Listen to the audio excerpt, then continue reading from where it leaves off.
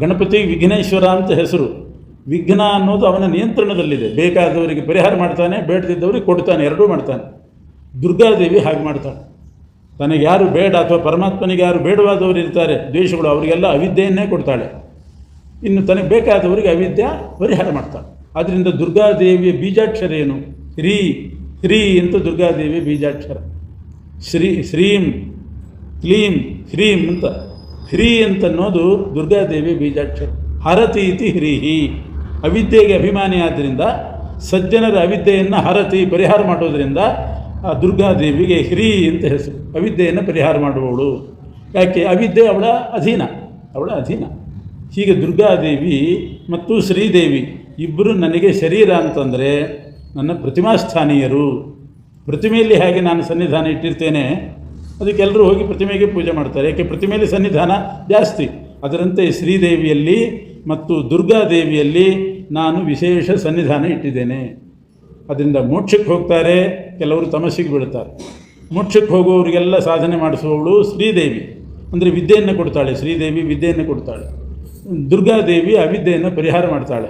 ದುರ್ಜನರಿಗೆ ಅವಿದ್ಯೆ ಕೊಡ್ತಾಳೆ. ಅದು ಪ್ರತಿಮೆ ಇದ್ದ ಹಾಗೆ ನನಗೆ. ಶ್ರೀದೇವಿಯರು ನನ್ನ ಪ್ರತಿಮೆ ಇದ್ದಂತೆ ಅಂದರೆ ಅವರಲ್ಲಿ ನಾನು ವಿಶೇಷ ಸನ್ನಿಧಾನ ಇಟ್ಟು ಅವಿದ್ಯೆ ಮತ್ತು ವಿದ್ಯೆಗಳ ಮೂಲಕ ಬಂಧನ ಮೋಕ್ಷವನ್ನು ಉಂಟು ಮಾಡ್ತಕ್ಕವನು ಅಂತ ಅದರ ಅಭಿಪ್ರಾಯ. ಆಚಾರ್ಯರು ಹಾಗೆ ಹೇಳ್ತಾರೆ. ಪ್ರತಿಮೆ ಇದ್ದ ಹಾಗೆ ಅಂತ ಅರ್ಥ. ದ್ವಾಸುಪರ್ಣ ಶ್ರುತಿಯನ್ನೇ ತಗೊಂಡು ಶ್ರೀಕೃಷ್ಣ ಉದ್ಧವನಿಗೆ ಅದನ್ನು ವ್ಯಾಖ್ಯಾನ ಮಾಡಿ ತಿಳಿಸ್ತಾನೆ. ಒಂದು ಮರದಲ್ಲಿ 2 ಪಕ್ಷಿಗಳಿದ್ದಾವೆ. ಒಂದು ಪಕ್ಷಿ ಫಲವನ್ನು ತಿಂತದೆ, ಹಣ್ಣನ್ನು ತಿಂತದೆ. ಇನ್ನೊಂದು ಪಕ್ಷಿ ಹಣ್ಣು ತಿನ್ನೋದಿಲ್ಲ. ತಿನ್ನದೇ ಇದ್ದ ಹಕ್ಕಿ ಅಂದರೆ ಪರಮಾತ್ಮ, ಹಣ್ಣು ತಿನ್ನುವ ಹಕ್ಕಿ ಅಂದರೆ ಜೀವಾತ್ಮ. ಇದು ಆ ಶ್ಲೋಕದ ಅರ್ಥ. ಶ್ರುತಿಯಲ್ಲೂ ಹಾಗೆ ಇದೆ. ಆದರೆ ಪರಮಾತ್ಮ ಹಣ್ಣು ತಿನ್ನೋದಿಲ್ಲ ಅಂದರೆ ಅರ್ಥ ಏನು? ಅವನು ತಿಂದಿರ್ತಾನೆ ನಮಗೆ ತಿನ್ನಲಿಕ್ಕೆ ಬರೋದು. ಅವನು ತಿನ್ನಲಿಲ್ಲ ಅಂದರೆ ನಮಗಿಲ್ಲ ಅಂತ ಆಗ್ತದೆ. ಯಾಕೆಂದರೆ ಆನೆ ಇದ್ದ ಹಾಗೆ ಅಂತಾರೆ ಪರಮಾತ್ಮನನ್ನು. ಆನೆ ಏನು ಮಾಡ್ತದೆ? ಮೊದಲು ಸೊಂಡಿಲಿನಿಂದ ನೀರು ಕುಡಿದು ಆಮೇಲೆ ಆ ಸೊಂಡಿಲಿನಲ್ಲಿರೋ ನೀರನ್ನು ಮತ್ತೆ ಬಾಯಿಗೆ ಹಾಕುತ್ತದೆ. ಆನೆ ನೀರು ಕುಡಿಯೋ ಕ್ರಮ ಹಾಗೆ. 2 ಬಾಯಿ, ಅದು 2 ಸಲ ಕುಡಿತದೆ ಅಂತ ನೀರು. ಒಂದು ಸಲ ಸೊಂಡಿಲಿನಿಂದ ಕುಡಿತದೆ, ಆ ಸೊಂಡಿಲ್ ನೀರನ್ನು ಎತ್ತುಕೊಂಡು ಮತ್ತೆ ಬಾಯಿಗೆ ಹಾಕ್ತದೆ. ದ್ವೀಪ ಅಂತಾರೆ. ಹಾಗೆ ಪರಮಾತ್ಮ ಮೊದಲು ತಾನು ಸ್ವೀಕಾರ ಮಾಡ್ತಾನೆ, ಆಮೇಲೆ ನಮಗೆ ಕೊಡ್ತಾನೆ. ಅದರ ಸಾರಭಾಗವನ್ನು ನಮಗೆ ಕೊಡ್ತಾನೆ. ಅವನು ತಿನ್ನೋದೇ ಇಲ್ಲ, ಫಲ ತಿನ್ನೋದೇ ಇಲ್ಲ ಅಂತ ಹೇಳಿಬಿಟ್ರೆ ನಮಗೆ ಸಿಗೋದು ಹೇಗೆ? ಈ ಪ್ರಶ್ನೆ ಹಾಕ್ಕೊಂಡು ಶ್ರೀಮದಾಚಾರ್ಯ ಹೇಳ್ತಾರೆ, ಅಲ್ಲಿ ಫಲ ತಿನ್ನೋದಿಲ್ಲ ಅಂತ ಅರ್ಥ ಮಾಡಬಾರ್ದು. ಫಲ ತಿಂದೇ ತಿಂತಾನೆ, ಅವನೇ ಉಣ್ಣೋದು. ನಮಗೆ ಊಟ ಮಾಡುವ ಶಕ್ತಿನೂ ಇಲ್ಲ, ಅವನೇ ಊಟ ಮಾಡೋದು. ಇಂದ್ರಿಯಗಳಲ್ಲಿ ನಿಂತುಕೊಂಡು ಭೋಗಿಸುವವನು ಅವನೇ. ಅನಂತರ ನಮಗೆ ಕೊಡ್ತಾನೆ. ಅದರ ಸಾರಭಾಗ ತಾನು ತಗೊಂಡು ನಮಗೆ ಯೋಗ್ಯವಾದ ಭಾಗ ನಮಗೆ ಕೊಡ್ತಾನೆ. ಮತ್ತು ಇಲ್ಲಿ ಉಣ್ಣೋದಿಲ್ಲ ಅಂದರೆ ಅರ್ಥ ಏನು ಅಂದರೆ ಉಣ್ತಾನೆ, ಅದರ ದುಃಖ ಅವನಿಗಿಲ್ಲ. ನಾವು ಉಣ್ತೇವೆ, ಹೊಟ್ಟೆ ಭಾರ ಅಂಥೇಳಿ ಕೆಲಸ ಮಾಡಲಿಕ್ಕಾಗದೆ ದುಃಖ ಪಡ್ತೀವಿ. ತಿಂದು ದುಃಖ ಪಡೋರು ನಾವು. ಅವನು ಎಷ್ಟು ತಿಂದರೂ ಎಷ್ಟು ನೈವೇದ್ಯ ಮಾಡಿದರೂ ಅವನಿಗೆ ದುಃಖ ಇಲ್ಲ, ತಿಂತಾನೆ. ಆದರೆ ಅದರಿಂದ ವೇದನೆ ಇಲ್ಲ. ಮನುಷ್ಯರ ಹಣೆ ಬರ ನೋಡಿ, ತಿಂದಿದ್ರೂ ವೇದನೆ, ತಿಂದರೂ ವೇದನೆ. ತಿಂದರೂ ದುಃಖ ಪಡ್ತಾರೆ. ಅವನು ತಿನ್ನದೇನೆ ತಿಂತಾನೆ, ಆದರೆ ದುಃಖ ಪಡೋದಿಲ್ಲ. ಹೀಗೆ ತಿಳ್ಕೊಳ್ಬೇಕು. ಮತ್ತು ತಿನ್ನೋದಿಲ್ಲ ಅನ್ನೋದಕ್ಕೆ ಇನ್ನೊಂದು ಅರ್ಥ ಮಾಡಿದ್ದಾರೆ. ಏನು ಅಂದರೆ ತಿಂತಾನೆ ಅಂದ್ರೇನು? ಸುಖವನ್ನು ಅನುಭವಿಸ್ತಾನೆ. ತಿನ್ನೋದಿಲ್ಲ ಅಂತ ಹೇಳಿದ ಉದ್ದೇಶ, ಅಕಸ್ಮಾತ್ ಅವನಿಗೇನೂ ನೈವೇದ್ಯ ಮಾಡದೇ ಇದ್ದರೆ ಅವನು ಸ್ವರೂಪಾನಂದವನ್ನೇ ಅನುಭವಿಸ್ತಾನೆ. ಇನ್ನೊಬ್ಬರು ನಮ್ಮನ್ನು ಊಟಕ್ಕೆ ಕರೀತಿದ್ರೆ ನಮ್ಮನೆ ಅನ್ನನೇ ನಾವು ಊಟ ಮಾಡ್ತೀವಿ ಅಷ್ಟೇ. ಕರೆದ್ರೆ ಊಟಕ್ಕೆ ಹೋಗಿರ್ತೀವಿ, ಇಲ್ಲದಿದ್ರೆ ನಮ್ಮನೆ ಅನ್ನ ನಮಗಿದ್ದದ್ದೇ. ಹಾಗೆ ಭಗವಂತನಿಗೆ ನಾವು ಸಮರ್ಪಣೆ ಮಾಡಿದರೆ ಉಣ್ತಾನೆ, ಇಲ್ಲ ಅವನದೇ ಸ್ವರೂಪಾನಂದ ಇದೆ, ಅದನ್ನೇ ಉಣ್ತಾನಂತ ಅವನಷ್ಟೇ. ನಮ್ಮನ್ನೇ ಕಾಯ್ಕೊಂಡು ಕೂತಿಲ್ಲ, ಊಟಕ್ಕೆ ಯಾರು ಕರೀತಾರೆ ಅಂತ. ಹಾಗಿಲ್ಲ ಅವನು. ಯಾರು ಇಲ್ಲ ಅಂದರೆ ತನ್ನನ್ನು ತಾನು ತಿಂತಾನೆ. ಇದೊಂದು ಅರ್ಥ ಮಾಡಿದ್ದಾರೆ. ಇನ್ನೊಂದು ಅರ್ಥ, ತಿನ್ನೋದಿಲ್ಲ ಅಂದರೆ ಅಭಿಪ್ರಾಯ ಏನು? ಅದು ದಾಸರ ಹಾಡಿನಲ್ಲೂ ಬರ್ತದೆ. ಹಣ್ಣು ತಿಂದ ಹಕ್ಕಿ ಬಲವಾಗೈತೆ, ಅಲ್ಲ ಬಡವಾಗೈತೆ, ತಿನ್ನದ ಹಕ್ಕಿ ಬಲವಾಗೈತೆ ಅಂತ. ಅಂದರೆ ಅದು ಒಂದು ಅರ್ಥ ಬರೆದಿದ್ದಾರೆ ಆಚಾರ್ಯ. ಅವನು ಹಣ್ಣು ತಿನ್ನದೇ ಇದ್ದರೂ ಕೂಡ ತಿಂತಾನೆ, ತಿನ್ನದೇ ಶಾಸ್ತ್ರಸಿದ್ಧ. ಆದರೆ ಒಂದು ವೇಳೆ ತಿನ್ನೋದಿಲ್ಲ ಅಂತ ಇಲ್ಲಿ ವೇದದಲ್ಲಿ ಹೇಳಿದ ಉದ್ದೇಶ ಏನು ಅಂದರೆ, ತಿನ್ನದೇ ಇದ್ದರೂ ಕೂಡ ಅವನಿಗೆ ದೌರ್ಬಲ್ಯ ಇಲ್ಲ, ಅದು ಅದರ ಅಭಿಪ್ರಾಯ. ತಿನ್ನೋದಿಲ್ಲ ಅಂದರೆ ದೌರ್ಬಲ್ಯ ಇಲ್ಲ, ತಿನ್ನದೇ ಇದ್ದರೆ ದೌರ್ಬಲ್ಯ ಇಲ್ಲ. ಆದ್ದರಿಂದ ತಿಂತಾನೆ ಅಂದರೆ ಬಲಕ್ಕೋಸ್ಕರ ತಿಂತಾನೆ ಅಂತ ಅರ್ಥ ಮಾಡ್ಕೋಬೇಡಿ. ಜೀವರಿಗೆ ಕೊಡೋದಕ್ಕೋಸ್ಕರ ತಿಂತಾನೆ ಅಷ್ಟೆ. ಜೀವರಿಗೆ ಕೊಡೋದಕ್ಕೋಸ್ಕರ ತಿಂತಾನೆ. ಇನ್ನೊಂದು ಅರ್ಥ, ಜೀವ ಅಸಾರವನ್ನು ಸಾರ ಅಂತ ತಿಳ್ಕೊಂಡು ತಿಂತಾನೆ, ಅವನು ಸಾರಭಾಗ ಮಾತ್ರ ತಿಂತಾನೆ ಅಷ್ಟೆ. ಇಷ್ಟೇ ವ್ಯತ್ಯಾಸ. ಈಗ 4 ಅರ್ಥ ಬರೆದಿದ್ದಾರೆ. ಆಚಾರ್ಯರು. ಒಂದು ದುಃಖ ಅನುಭವಿಸೋದಿಲ್ಲ ಅಂತ ಒಂದರ್ಥ, ಬೇರೆಯವ್ರದ್ದು ಇಲ್ಲದೇ ಇದ್ದರೂ ತನ್ನ ಅನ್ನವನ್ನು ತನ್ನ ಸ್ವರೂಪಾನಂದವನ್ನೇ ತಾನು ಅನುಭವಿಸ್ತಾನೆ ಅಂತ ಇನ್ನೊಂದರ್ಥ, ತಿನ್ನದೇ ಇದ್ದರೂ ಕೂಡ ಅವನಿಗೆ ದೌರ್ಬಲ್ಯ ಇಲ್ಲ ಅಂತ ಅದೊಂದರ್ಥ, ಇನ್ನೊಂದರ್ಥ ಸಾರವನ್ನು ಸಾರ ಅಂತ ತಿಳ್ಕೊಂಡು ಅದನ್ನು ಮಾತ್ರ ತಿಂತಾನೆ, ಜೀವ ತಿಂದಂತೆ ತಿನ್ನೋದಿಲ್ಲ. ಜೀವ ತಿನ್ನೋದೇನು ಅಂದರೆ ಅಸಾರವಾದದ್ದನ್ನೇ ಸಾರ ಅಂತ ತಿಳ್ಕೊತಾನೆ. ಇನ್ನೊಂದು ಉದ್ಧವನಿಗೆ ಮಾಡುವ ಉಪದೇಶ, ಶಾಸ್ತ್ರ ಓದುವಾಗ ಯಾವ ದೃಷ್ಟಿಯಿಂದ ಓದಬೇಕು ಶಾಸ್ತ್ರಾಧ್ಯಯನ, ವೇದಾಧ್ಯಯನ ಮಾಡುವಾಗ ಯಾವ ದೃಷ್ಟಿಯಿಂದ ಮಾಡಬೇಕು. ನಾನು ವೇದ ಪಂಡಿತ ಅಂತ ಅನ್ನಿಸ್ಕೋಬೇಕು ಅಂತ ಮಾಡಬಾರ್ದು, ನಾನು ಶಾಸ್ತ್ರಜ್ಞಾನಿ ಅಂತ ಅನ್ನಿಸ್ಕೊಳ್ಬೇಕು ಅಂತ ಮಾಡಬಾರ್ದು.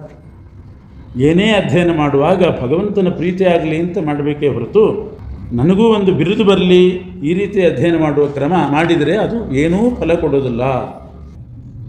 ಶಬ್ದ ಬ್ರಹ್ಮದಲ್ಲಿ ಮಾತ್ರ ನಿಷ್ಣಾತ ಅಂದರೆ ಇಡೀ ವೇದ ಬಾಯ್ಪಾಠ, ಭಗವಂತನ ಬಗ್ಗೆ ಏನೂ ತತ್ವದಲ್ಲಿ ಆಸಕ್ತಿ ಇಲ್ಲ, ಸುಮ್ಮನೆ ವೇದ ಕಲಿಬೇಕು, ವೇದ ಹೇಳಬೇಕು ಅಷ್ಟರಲ್ಲೇ ಆಸಕ್ತಿ ಹೊರತು ಭಗವಂತನ ಧ್ಯಾನ ಭಕ್ತಿ ಅದು ಇಲ್ಲದೆ ಹೋದರೆ ಇಂಥ ಶಬ್ದ ಬ್ರಹ್ಮ ನಿಷ್ಣಾತನಾದವನು ಎಂದೂ ಮೋಕ್ಷಕ್ಕೆ ಹೋಗೋದಿಲ್ಲ. ಆದ್ದರಿಂದ ಇಷ್ಟಾದರೂ ತಿಳ್ಕೊಳ್ಬೇಕು ಅಂತಾರೆ, ಪೂರ್ತಿ ತಿಳ್ಕೊಳ್ಳಿಕ್ಕೆ ಆಗೋದಿಲ್ಲ. ಸಮನ್ವಯಾಧ್ಯಾಯ ಅಂತ ಅಧ್ಯಾಯದಂತೆ ಸಕಲ ವೇದಗಳು ಕೂಡ ಪರಮಾತ್ಮನ ಗುಣವನ್ನು ಹೇಳ್ತದೆ. ಇಷ್ಟಾದರೂ ತಿಳ್ಕೊಂಡು ಭಗವಂತನಲ್ಲಿ ಮನಸ್ಸಿಟ್ಟು ಇದನ್ನೆಲ್ಲ ಅಧ್ಯಯನ ಮಾಡಬೇಕು. ಇಲ್ಲದೇ ಇದ್ದರೆ ಗಾಂ ದುಗ್ಧ ದೋಹಾಂ ಅನೇಕ ದೃಷ್ಟಾಂತ ಕೊಟ್ಟು ಹೇಳ್ತಾನೆ. ಭಗವಂತನ ಬಗ್ಗೆ ನಿಷ್ಠೆ ಇಲ್ಲದೇ ಇದ್ದವನು ವೇದ ಓದಿದರೆ ಅವನು ಓದಿದ್ದು ಹೇಗಾಗ್ತದೆ, ಗಾಂ ದುಗ್ಧ ದೋಹಾಂ, ಹಾಲು ಕೊಡೋದೆಲ್ಲ ನಿಲ್ಲಿಸ್ತು. ಒಂದು ಹಸು ಬಡಕಲಾಯಿತು, ಹಾಲು ಕೊಡೋದಷ್ಟು ಕೊಟ್ಟಾಯಿತು, ಜೀವನದಲ್ಲಿ ಎಷ್ಟು ಕೊಡಬೇಕು ಅಷ್ಟು ಕೊಟ್ಟಾಯಿತು, ಇನ್ನು ಹಾಲು ಕೊಡ್ಲಿಕ್ಕೆ ಸಾಧ್ಯ ಇಲ್ಲ, ಕರು ಹಾಕ್ಲಿಕ್ಕೆ ಸಾಧ್ಯ ಇಲ್ಲ. ಅಂಥ ಹಸು ರಕ್ಷಣೆ ಮಾಡಿದರೆ ಏನು ದುಃಖ ಆಗ್ತದೆ, ಆ ದುಃಖ ಬರ್ತದೆ. ಗಾಂ ದುಗ್ಧ ದೋಹಾಂ, ಹಾಲು ಕೊಡದೇ ಇರತಕ್ಕಂಥ ಹಸುವನ್ನು ರಕ್ಷಣೆ ಮಾಡಿದಾಗ ಬರುವ ದುಃಖ ಅವನಿಗೆ ಆಗ್ತದೆ. ಅಸತಿ ಇಂಚ ಭಾರ್ಯಾಂ, ಹೆಂಡತಿ ಕೆಟ್ಟು ಹೋಗಿದ್ದಾಳೆ, ಸರಿ ಇಲ್ಲ, ಅಂಥವಳ ಜೊತೆಗೆ 100 ವರ್ಷ ಬಾಳಬೇಕು ಅಂತಾರಲ್ಲ, ಹಾಗೆ ಎಷ್ಟೋ ವರ್ಷ ಬಾಳಬೇಕು, ಹೆಂಡತಿ ಸರಿ ಇಲ್ಲ, ಆವಾಗ ಅವಳನ್ನು ರಕ್ಷಣೆ ಮಾಡಿಕೊಂಡು ಮನೆಯಲ್ಲಿರೋದು ಎಷ್ಟು ಕಷ್ಟ. ಅವಳನ್ನು ಮನೇಲಿ ಇಟ್ಕೊಂಡು ದಿನ ಬೆಳಿಗಾದರೂ ಮುಖ ನೋಡಬೇಕು, ಆದರೆ ಕೆಟ್ಟು ಹೋಗಿದ್ದಾಳೆ, ಸರಿ ಇಲ್ಲ, ದೇಹ ಇದೆ ಪರಾಧೀನ ಆಗಿಬಿಟ್ಟಿದೆ, ಏಳಲಿಕ್ಕಾಗೋದಿಲ್ಲ, ಮಲಗಲಿಕ್ಕಾಗೋದಿಲ್ಲ, ಕೂಡಿಸ್ಬೇಕು, ಏಳಿಸ್ಬೇಕು, ನಡಿಲಿ ಒಂದು ಹೆಜ್ಜೆ ಇಡಲಿಕ್ಕಾಗೋದಿಲ್ಲ. ಅಂಥ ದೇಹ ಇದ್ದಾಗ ಈ ದೇಹ ಹೋದರೂ ಸಾಕು ಅಂತ ಅನಿಸಿರ್ತದೆ. ಅಷ್ಟು ಪರಾಧೀನವಾದ ದೇಹವನ್ನಿಟ್ಟುಕೊಂಡು ಅದನ್ನು ಹೇಗೆ ನಡೆಸ್ಕೊಂಡು ಹೋಗಬೇಕು ಇವನು, ಆ ದೇಹಕ್ಕೆ ಸ್ನಾನ ಹೇಗೆ, ಈ ಥರ ಉಪಚಾರಗಳೆಲ್ಲ ಹೇಗೆ, ಅದನ್ನು ಹೇಗೆ ಮಾಡ್ಕೋಬೇಕು, ಎಷ್ಟು ದುಃಖ ಆಗ್ತದೆ ದೇಹ ಪರಾಧೀನ ಆಗಿಬಿಟ್ರೆ. ಮಗ ಇದ್ದಾನೆ, ಒಂದು ಮಾತು ಕೇಳೋದಿಲ್ಲ, ಏತಿ ಅಂದರೆ ಪ್ರೇತಿ ಅಂತ, ಒಂದು ಮಾತು ಪ್ರತಿಯೊಂದಕ್ಕೂ ವಿರುದ್ಧ ಇದ್ದಾನೆ. ದಿನ ಬೆಳಗಾದರೆ ಅವನ ಮುಖ ನೋಡಿಕೊಂಡು ಅವನ ದುಡಿಮೆಯಲ್ಲಿ ಇರಬೇಕು, ಅವನ ಹಣವನ್ನು ಅವಲಂಬಿಸಿಕೊಂಡು ಬದುಕಬೇಕು, ಒಂದು ಸ್ವಲ್ಪನೂ ವಿಧೇಯತೆ ಇಲ್ಲ. ಏನು ಪಾಡದು ಜೀವನ. ಬೇಕಾದಷ್ಟು ಹಣ ಇದೆ, ಆದರೆ ಧರ್ಮ ಕಾರ್ಯಕ್ಕೆ ವಿನಿಯೋಗಿಸುವ ಮನಸ್ಸಿಲ್ಲ. ಅದನ್ನು ಸುಮ್ಮನೆ ನೋಡ್ತಾ ಸಂರಕ್ಷಣೆ ಮಾಡಬೇಕಷ್ಟೆ, ಏನು ಉಪಯೋಗ ಇಲ್ಲ. ಹಾಗೆ ಶಾಸ್ತ್ರ ಓದಿ ದಿನಾ ಮರೆತು ಹೋಗಬಾರ್ದು ಅಂತ ಪಾರಾಯಣ ಮಾಡಿ ಅದನ್ನು ನಮ್ಮ ಉಳಿಬೇಕಲ್ಲ, ಬಿಟ್ಟರೆ ಮರೆತು ಹೋಗ್ತದೆ. ದಿನಾ ಪಾರಾಯಣ ಮಾಡೋದು, ಆದರೆ ದೇವರ ಬಗ್ಗೆ ಒಂದು ಸ್ವಲ್ಪನೂ ಗೊತ್ತಿಲ್ಲ. ಈ ರೀತಿ ಅಧ್ಯಯನ ಮಾಡಿ ಅದನ್ನು ನೆನಪಿಗೋಸ್ಕರವಾಗಿ ಸದಾ ಪಾರಾಯಣ ಮಾಡ್ತಾ ಇದ್ದರೆ ಏನೂ ಉಪಯೋಗ ಇಲ್ಲ. ಇದು ಮಾಡಿದರೆ ಎಷ್ಟು ಕಷ್ಟನೋ ಅದಕ್ಕೆ ಅಂತ ಹೋಲಿಸಿದ್ದಾನೆ ಕೃಷ್ಣ.